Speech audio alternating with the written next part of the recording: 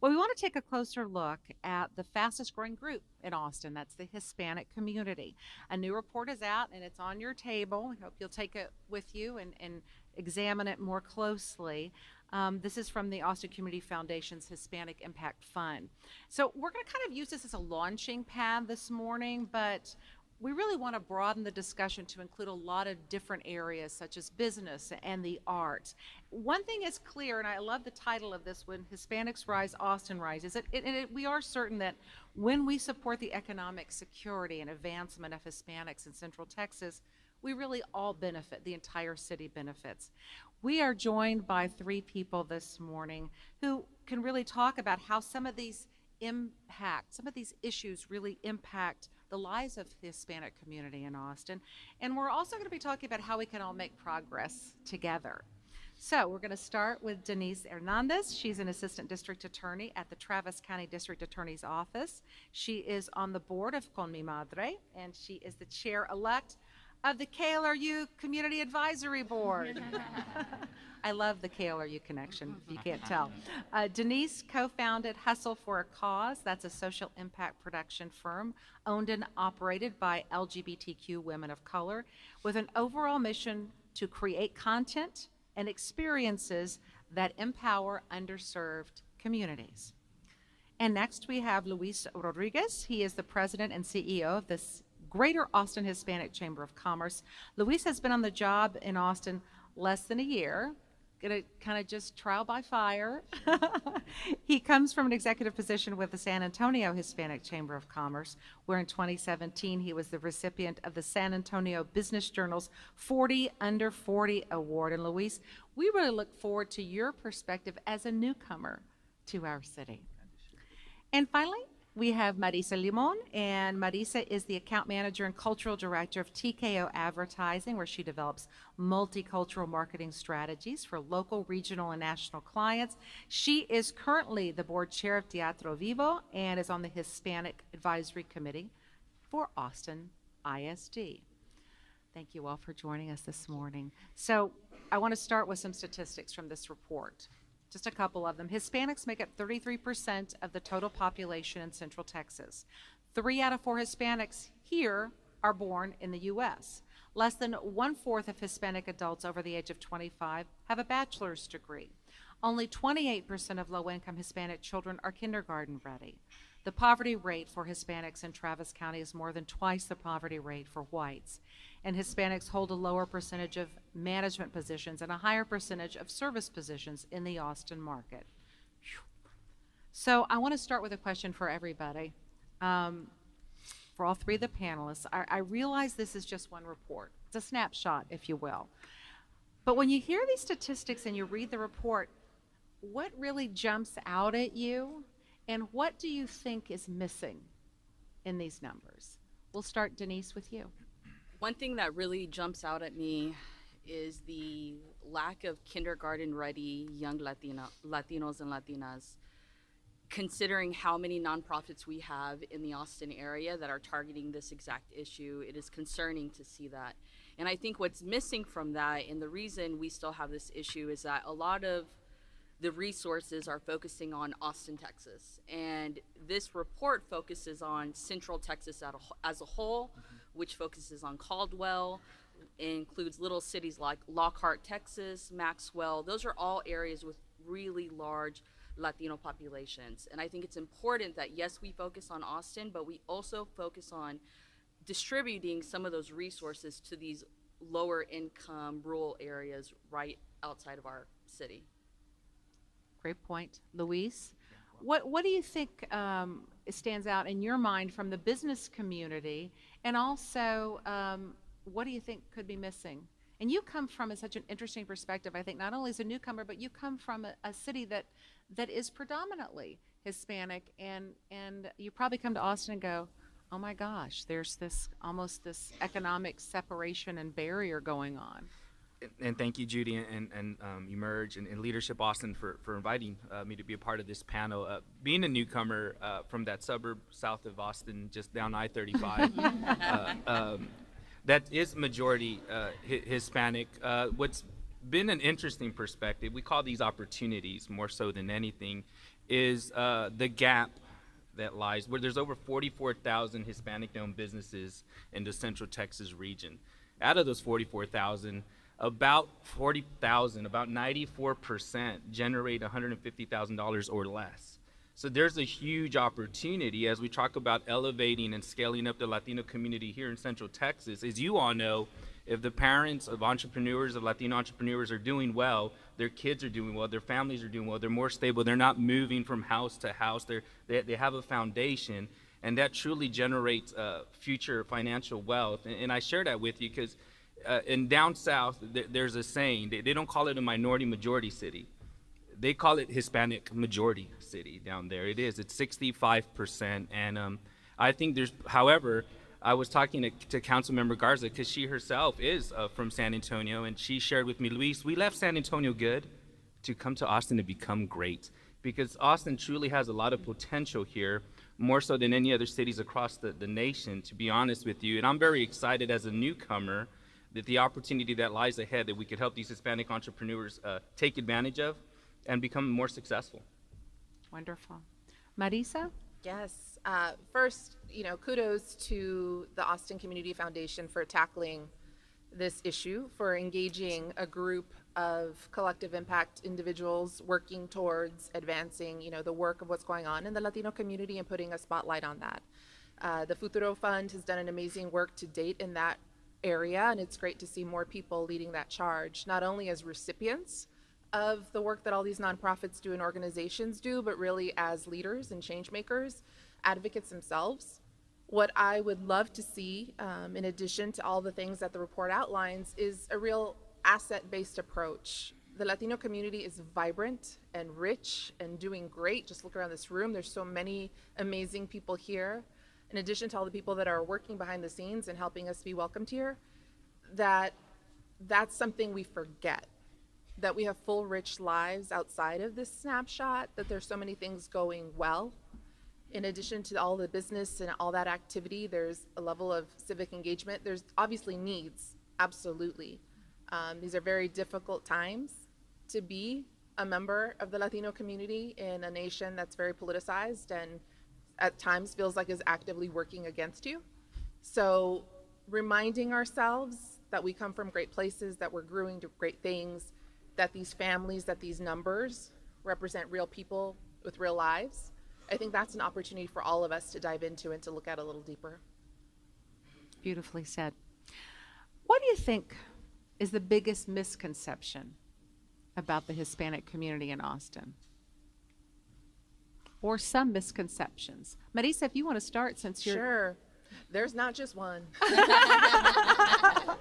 We got all morning, Marisa. Go for it. There's so many communities. I mean, what does it mean to be Latino, right?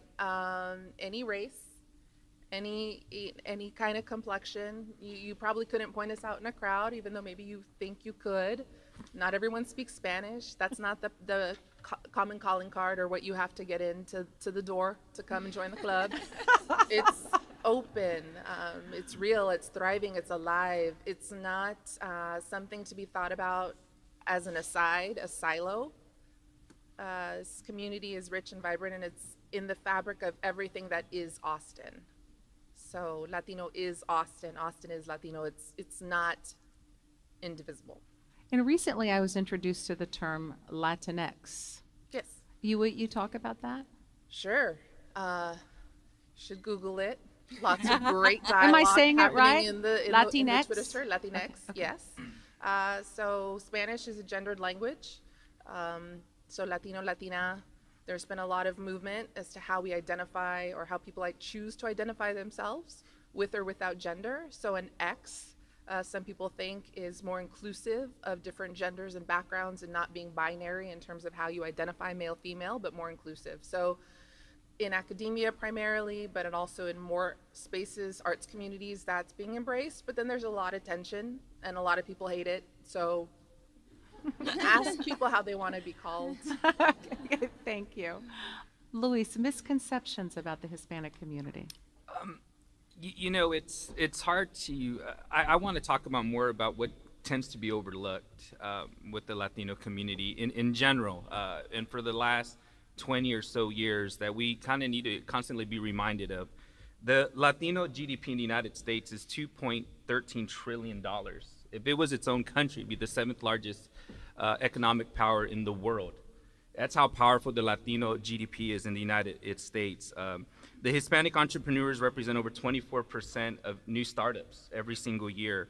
And here's a great statistics. Between 2007 and 2012, female Hispanic businesses grew an 87% from 800,000 to over 1.8 million Latina business owners. To me, Latinas rule the world. I live with 3 of them at home every day. They rule And your so world, I'm sure. we need to be reminded of ourselves of just how important of an economic impact the Latinx community truly is, not just to Central Texas, but throughout the United States. And as a Chamber of Commerce, we want to ensure that our small Hispanic business owners continue to thrive, scale up, continue to employ more employees here locally, and just continue to do well for themselves. And finally, Denise, misconceptions. I think common misconceptions, and I'm noticing it as we're discussing it now, is the label on the Latino community. The Latino identity is so complex. Some people prefer to be called Latina or Hispanic or Chicana or Chingona. But with that said, the identity is very complex. It's very diverse. Latinos from Texas are different from Latinos in California, different from Mexicans, different from Mexican Americans, Cubans. It's very complex. And I think the misconception is we're all lumped into one. Just because we're brown or we're Hispanic or Latino, that we're all the same community, and that's not the case. And I notice that a lot when I go out into the community and interact with non-Latinos. And they always think, oh, you must know so-and-so. And I think the biggest thing to take away, the biggest thing to take away is that we're a diverse community, and it's important, as Marisa stated, to ask people how they want to be identified before even having that type of conversation and going into that, and being respectful of the diversity of our community, because that's what makes us strong overall. Now, for we white people in the audience, let us in on the jokes. I've heard that word, and it's like badass, or what is it? I would say that a chingona is a woman who is a leader, whether it be in her household or her community, who is paving a path that others can follow. And it also means badass. Okay. So, yeah. Okay, we got it. By the way, don't forget to text in questions and the information on how to do it. I think it's 22333. You can see it right there on your table, but we'd love to get some questions from the audience. I want to go back to Luis for a second. You've talked about economic success, and your job is to promote economic success of Hispanic businessmen and women.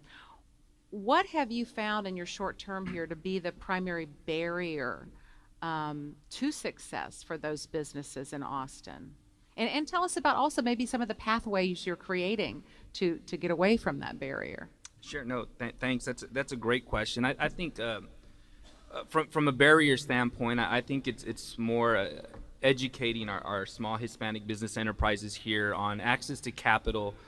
From a national gap, access to capital, the majority of our Hispanic business enterprises tend to save money on their own and do it by themselves, not necessarily take advantage of traditional startup loans, commercial loans, or just advantage of what's out there as a resource. And as a chamber, we need to educate them about those resources, because there's this national gap of $2.7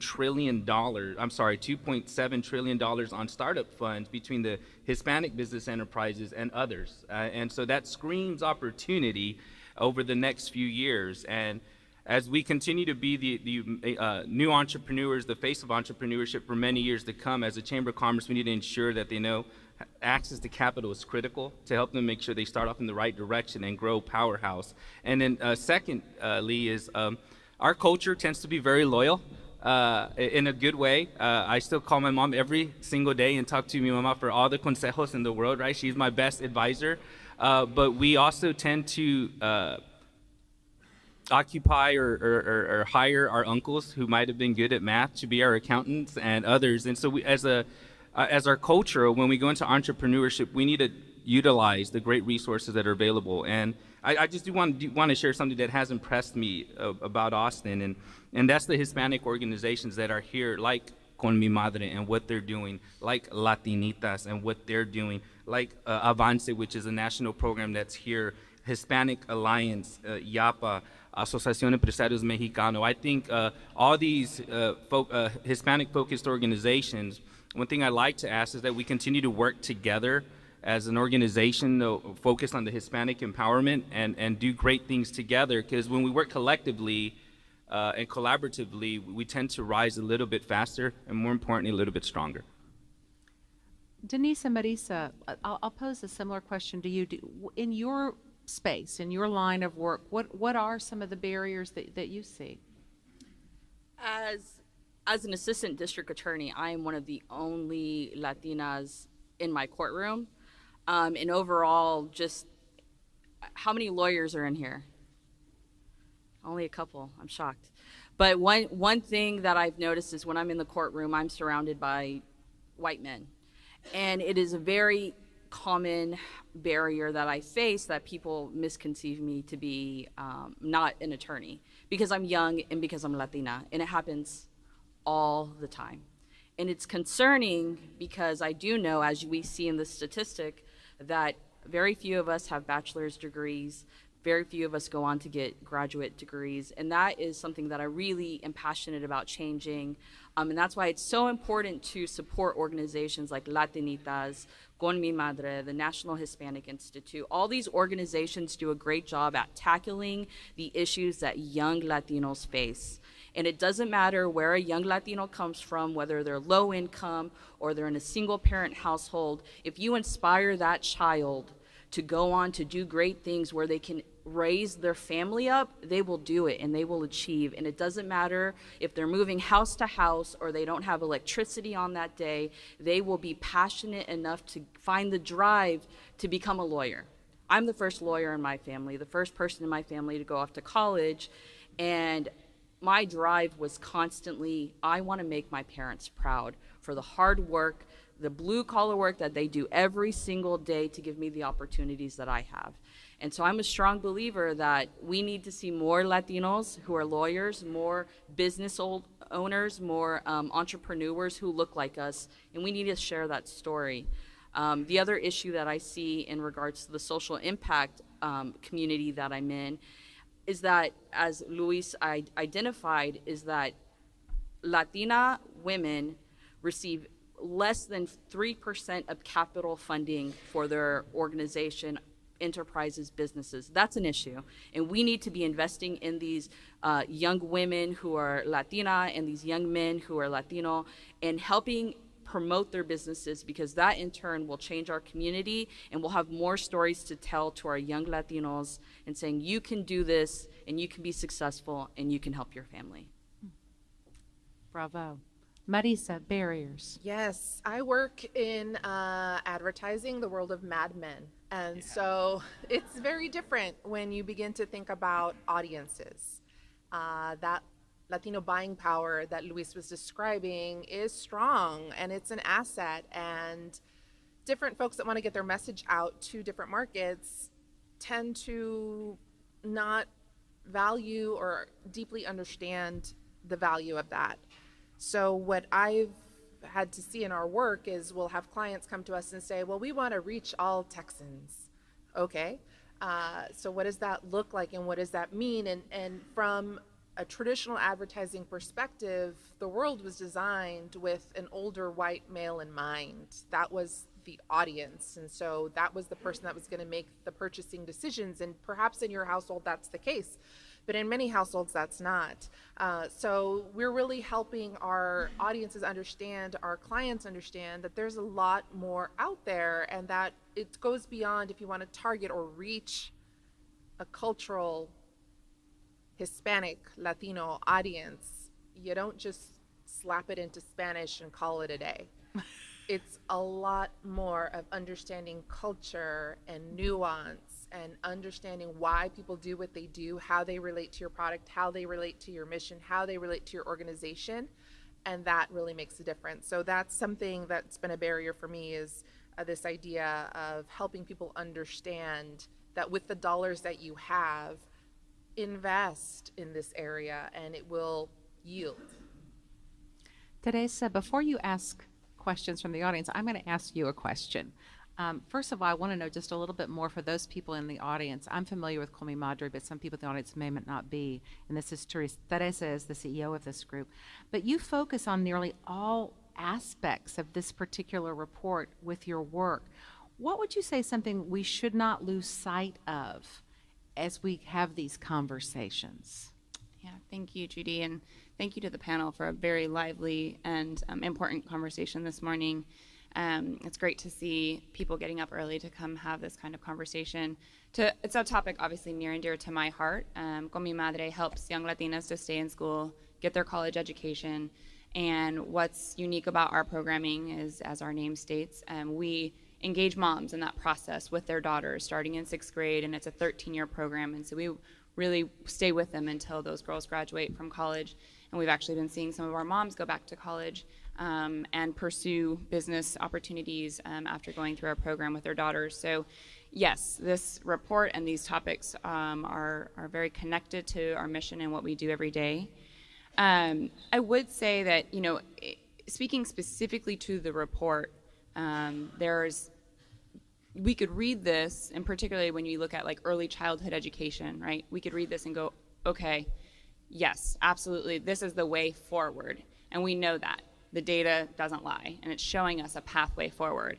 I would say the one thing to consider is that yes, that's the way forward, but we cannot leave behind some of the populations that may not be represented in the report. So for example, let's focus on early childhood education, but let's not forget the kids who will not receive that support because they're already outside of early childhood education. Let's make sure that we're still supporting those Latino students through the pipeline to ensure that we're increasing that number of students getting a post-secondary degree. You know, by 2020, 60% of the jobs in Texas will require a college education. So we have a lot of work to do, and we know that, you know, this report is helping us kind of set the path forward. But I would just say let's not swing too far on the pendulum, that we don't forget populations that may not be captured in that. And I think that also speaks to something that Marisa, you know, the arts and culture type of genre, that we can't forget that piece as well.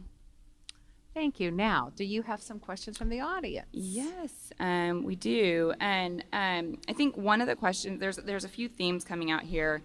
And something that's coming out is about what action do we take? So great, we have this data, and we, I feel like on this panel at least, we sit in a position of we're doing every day.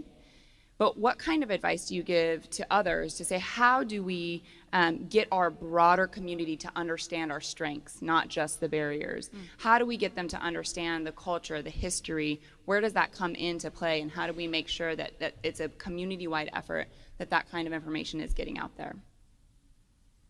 Who wants to tackle that first? Great question. I don't mind jumping into that.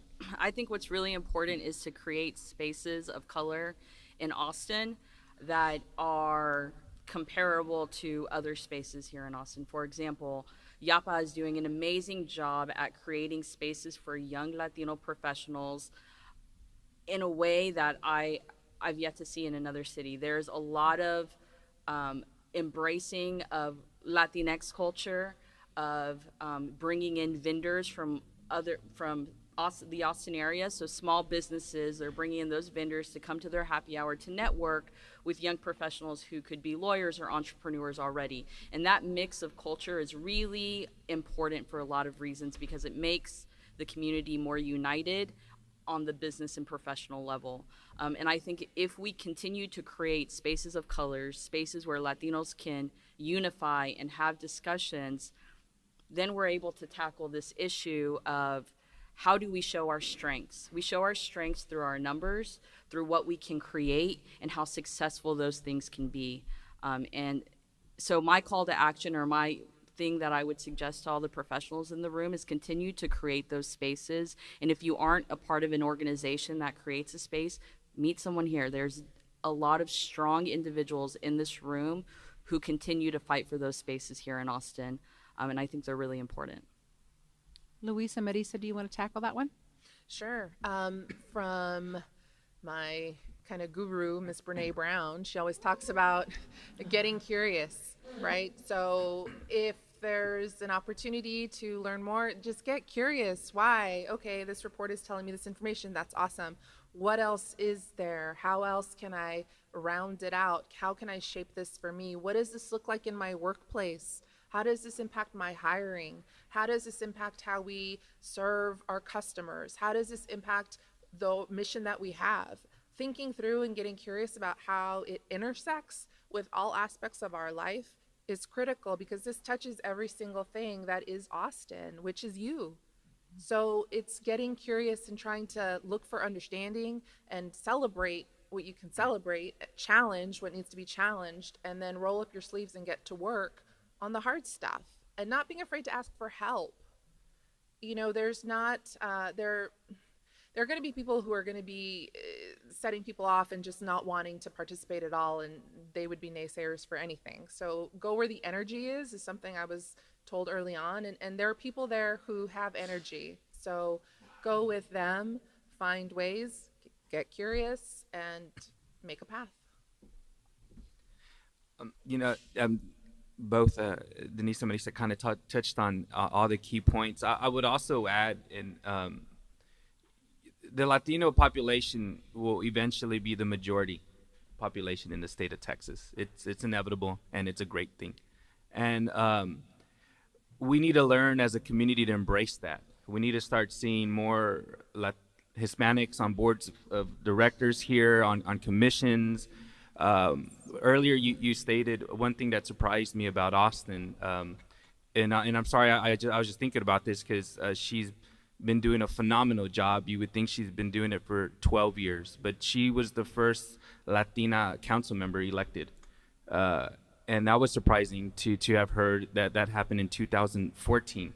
Yes. Just when we went to single member district. Just 4 years. Oh, that's a whole nother story. Just 4 I years love ago. all about that. And so I think embracing what's inevitable is going to be key to ensuring the success of all of the state of Texas, to be quite honest with you. And that's Hispanic business enterprises here. I highly encourage you to support your local Hispanic business owners. They, not because they're considered minority, but because truly they have qualitative services. They truly are remarkable business owners doing incredible things in our community, and utilize them.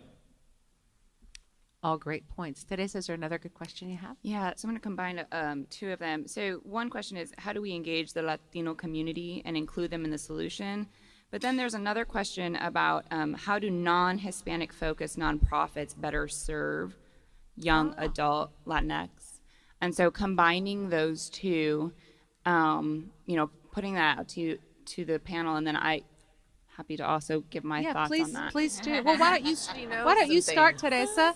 That's why we invited you to be our questioner. So, I would say that it is so critical that Latino voices are part of the solution. And so for nonprofits that maybe don't historically serve the Latino community, it is critical that your board, your leadership looks like the population you serve. I'm not saying you have to be completely Latino board if you serve, but bring them to the table and let their voice be a part of the programming that you roll out for solving the problems and meeting the needs of the Latino community. And then on not just at the leadership level, but also the people that you serve, let their voice be a part of the solution for them. Don't tell them what they need, ask them what they need, and then figure out how you can meet that need. So I think it's a bottom up and top down, but at every level, the Latino voice has to be there in order to better meet the needs of the Latino community.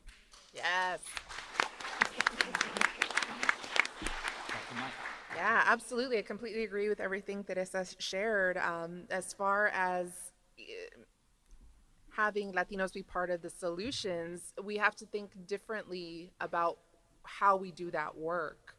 So if it means doing community engagement, it doesn't mean coming to a meeting maybe here at the Central Library early in the morning for the audience that you're trying to reach. It's really trying to understand them. Does it make sense to hold it in the neighborhood, in the church, in a place where people naturally congregate, so we're not making a Herculean effort for people to get involved and then being, oh, they didn't show up. Oh, oops, I guess they don't care.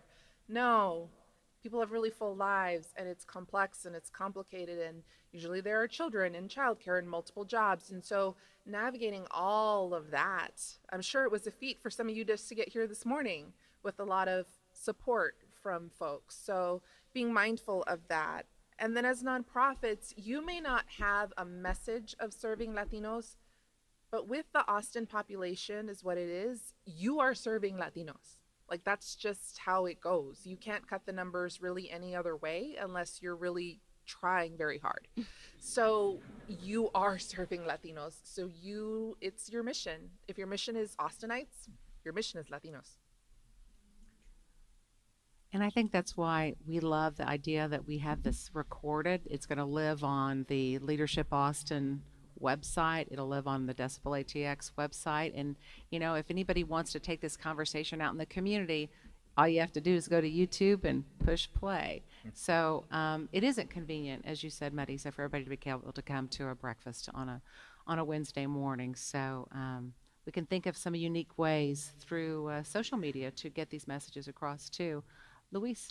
No, working at the Hispanic Chamber of Commerce, two of them in my career, the one question that was always asked, do you have to be Hispanic to be a member of your organization? And, the quick answer is no, but in reality, being Hispanic is a state of mind. It really is. You can be Hispanic if you want. We're an embracing, we're an embracing culture, and it's not necessarily, do I have to be Hispanic to be a part of your organization, to be a part of the solution? It's inevitable, and I mean that sincerely. We're the future home buyers, the future employers, the future employees, the future students. Heck yes, you need to get involved with the Hispanic community because we're a big part of tomorrow, and it's today. To answer the question, I think it's really important, as mentioned by everyone on this board, is be very intentional on who you're trying to reach. If your intention is to reach traditional Latinos, be very intentional with what you are presenting and be very respectful of that. If your intention is to reach young Latinx professionals, make sure you say Latinx and not Latino. These are all things that are very important when you are trying to engage the Latino communities, being very mindful of who the demographic is exactly to a T, and then bring on leaders who are part of that community so they are a part of that planning, because what's also important is your space. Where are you holding the meeting? What food do you have there? What's also important is who are your sponsors and who are your speakers. These are all very important, and if you are trying to be impactful, you have to be very mindful of, is your event full 360, very considerate of the Latino community you are trying to reach. So that is my advice if you're trying to tap into our community, is to be very mindful of the spaces and diversity of our community. Before we go to more audience questions, I have a couple of individual questions, and this one's for Marisa. One of the things that we've talked about that's been shared is the need to ensure that the cultural identity is not lost when we talk about the needs of the Hispanic community. So one of the things I wanted you to share was your experience on how, elevating the Hispanic culture through the arts, for example, can make a big difference. Oh, it's huge. It's huge. Representation matters, and we see that every day, whether it's in film or in theater, dance. Those are the spaces that I've occupied as an artist, but also as a patron and as a champion. The visual arts, we have, Silvia's here from Mexicarte. There's so many people doing tremendous work to showcase the life. We rely on arts and culture to help celebrate and reflect who we are. As humans, it is one of the things that we cling to when we are part of our soulful experience on this planet. It celebrates that. And so to be able to see that in our own creation and spaces is highly important, and it can be challenging in this community. You've hopefully heard that there are fewer and fewer performing arts spaces in Austin, and that real estate, of course, is very expensive, and it's challenging to be able to have space. And so the city's been able to carve out space, and we have the Mexican American Cultural Center just across the river, and it's beautiful and amazing. There are challenges, though. There are lots of organizations trying to have space. You know, there's going to hopefully be a bond election that's going to include access to arts.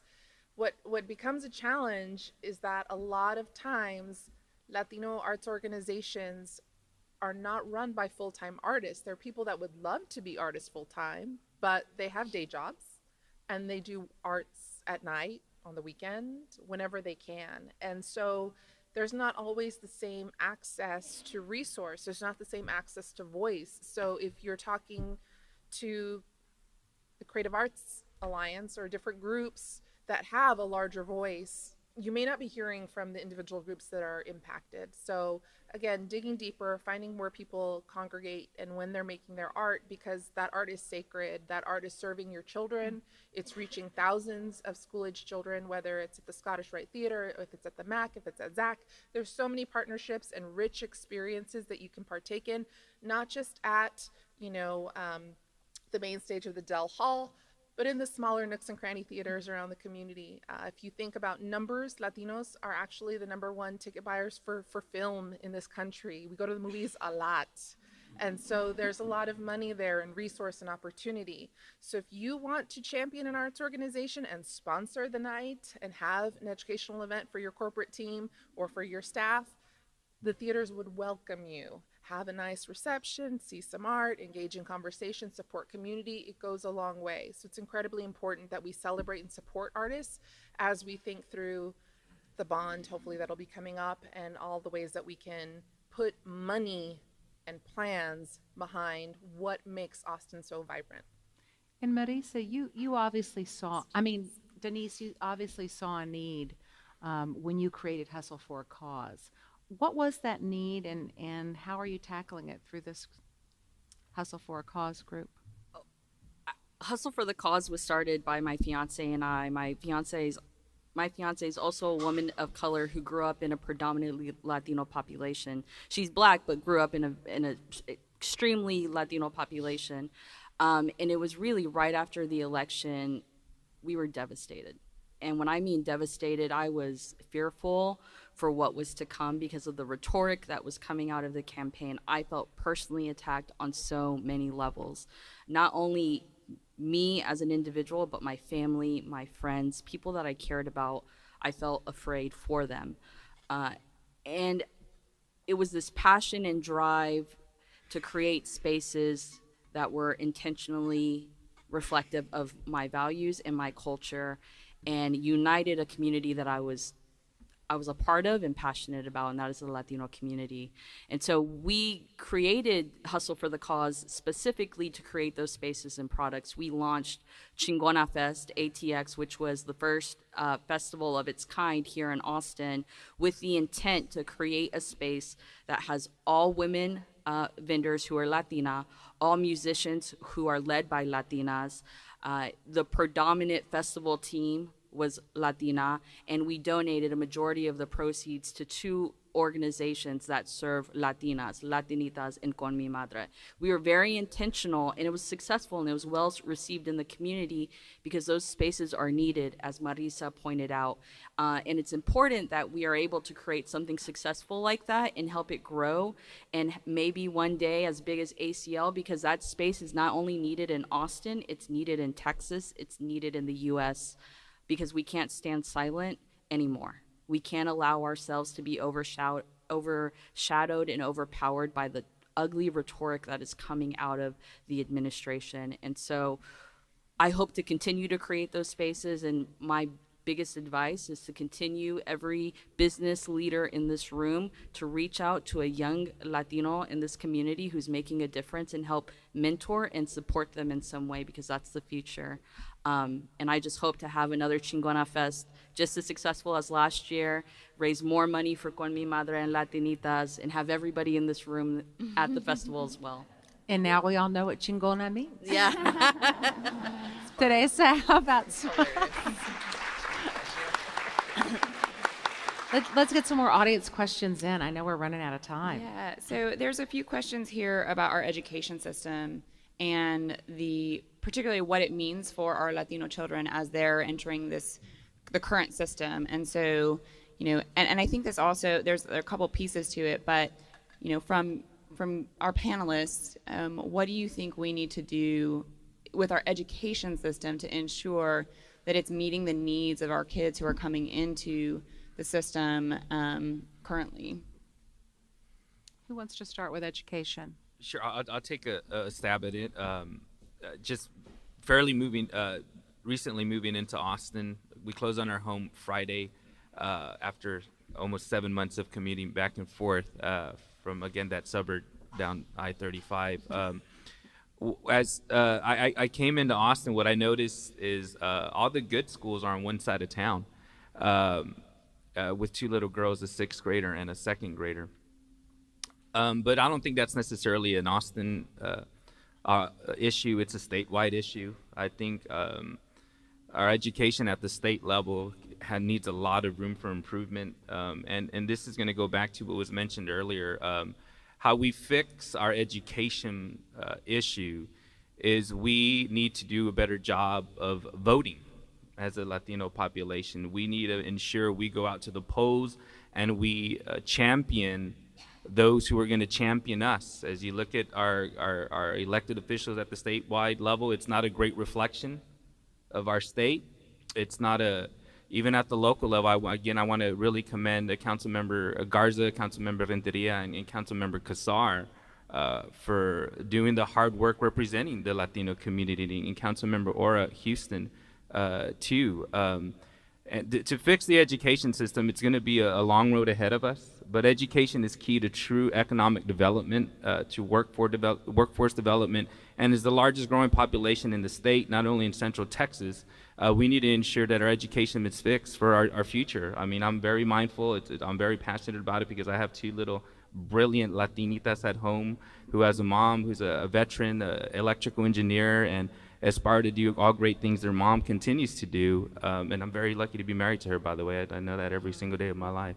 But with that, I think our education system needs to be fixed at the state level. As y'all know, too, we send over $500 billion of our tax dollars here to the state. That hurts us as from any other city sending tax dollars to the state level. We're the biggest contributor. I think that hurts us more than it helps us.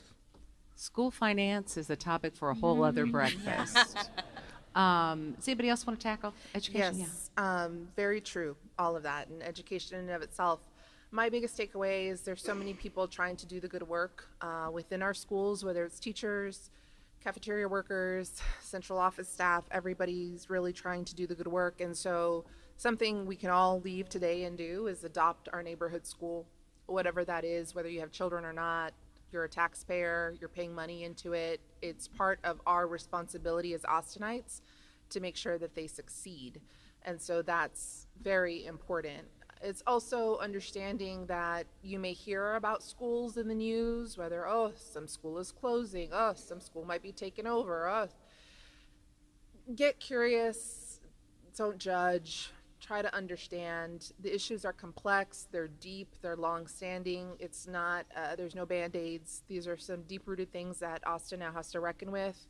And so just, again, support those that are doing the good work, own your neighborhood school, and it all goes back to education. I think the best way to improve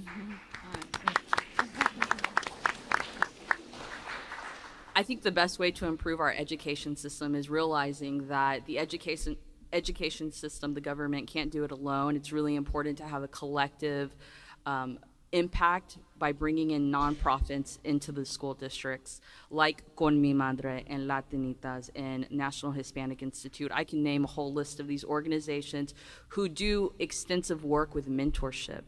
And mentoring has shown statistically to drastically increase a child's ability to go off to college, to be ready for college, and to achieve a degree within 4 years. That's important. These are all important things, and all it takes is being a mentor. So We can't just rely on our teachers and counselors to provide that aid to our students. It's important to bring in and embrace nonprofits into that dynamic and bringing them and welcoming into the schools to help our students and young Latinos be able to succeed academically.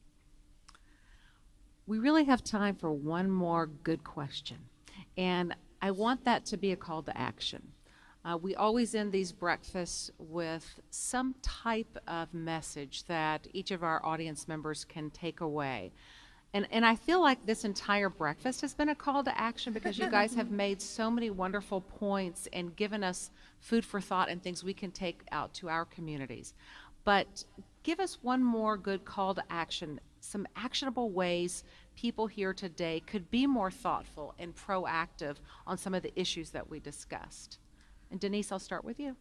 My call to action is to be a mentor and share your story. If you're in this room, you're a leader in one way or another, and it is so inspiring and empowering when a young child sees someone who looks like them talk about how they overcame obstacles and adversity and succeeded. So share your story, whether it be with a young child or a teenager or a young professional, but just mentor and share your story of success. To touch a little bit about what Denise has been saying, mentorship is critical. It truly is. And from an education level, from a big brother, big sister level, from a business level, take a small business under your arm that you see them going through struggles and help them, encourage them, and share with them the landmines that lie ahead and help them avoid them so they could have success as well. Mentorship it's a broad scale, but it's one that it's critical. It truly will help our community tremendously by sharing your words of advice. There's nothing better than having great advice to help us be prepared for what lies ahead. So Denise, just to touch on what you shared, obviously I'll follow a very smart Latina's remarks too. But mentorship is very, very critical. I also want to share, because I do believe it. My mom is from Matehuala, Mexico, and my dad's Puerto Rican. I'm very proud, first generation Tejano here. And one of the things that my mom did when she first became naturalized was go vote. She waited her whole life to do that. And I can encourage each and every one of y'all here in this room. I'll never tell you who to vote for, but your vote matters tremendously. And we need to do a better job of showing up at the polls and showing our voice. That's where our voice is truly heard. It's at the polls. So please make sure you register and you vote. Marisa. Yes. As Austinites, we love to make plans. We sit on committees, we make beautiful plans, we publish them, they look great. So my recommendation for all of you, I know that you sit on nonprofit boards, city boards, commissions. It's important that these plans don't just exist as nice papers, that they get crosswalked and integrated, because if this is not part of a larger plan that the city's actually looking at that has action-oriented goals, whether it's crosswalked with Code Next or crosswalked with what's happening in Runberg or part of what AISD is trying to do or what CAN is doing. There's so many different reports and actions and plans that for them to have legs, they have to be interconnected, and they are interconnected. So it's being mindful of that. If you have strategic planning going on in your organization, if you're looking towards the future, if you're thinking about where to grow and how to think through next steps, incorporate this data, use this material, make it have a life beyond what it's done here and have a longer purpose. Teresa, normally we don't have the questioner, but you're on the front lines every day. I'd love for you to also have a call to action for our audience today. Yeah, so very similar minds here in terms of call to action, but I want to piggyback on something Luis was saying in terms of going to vote. That's great, and I think, yes, we should go vote. We also need to get our eligible folks registered to vote, right? So that's another call to action is if you're interested in getting people registered to vote, go get deputized. Incorporate it into your organization. Con Mi Madre's mission is very clear about college going, but yet part of being educated and being a leader is being civically engaged. And so we're building in a portion into our program that will help when our girls graduate from high school and they're going to go on to college and they're turning 18. We have an initiative to get them registered to vote, and then not just get them registered, but get them to the polls. And one of the ways to do that is to educate them about why their vote matters. I think right now with the rhetoric, a lot of our youth don't think that their voice matters, and we have to support them and convince them and encourage them that yes, it does matter. And so I would say for all of us in the room who are registered voters, and that's something just a normal practice for us, think about those in the community that you could go help to get them to that place of voting and understanding that their voice matters. And then I think the other call to action is when you see a report like this, and I want to congratulate ACF for putting this together and getting it out into the hands of the community, but don't just hold on to it yourself and use it for your own organization. Hand it off. You've read it, make copies of it, hand it off to the next person, because we need to spread the message around the community. And here, you're all here, today and getting educated, and you're probably motivated to hear this kind of information. But think about those who may not be in this room and who may not have that motivation. Give them the report and have them be a part of the solution as well. Teresa, Marisa, Luis, and Denise, thank you so much for your insight and perspective this morning.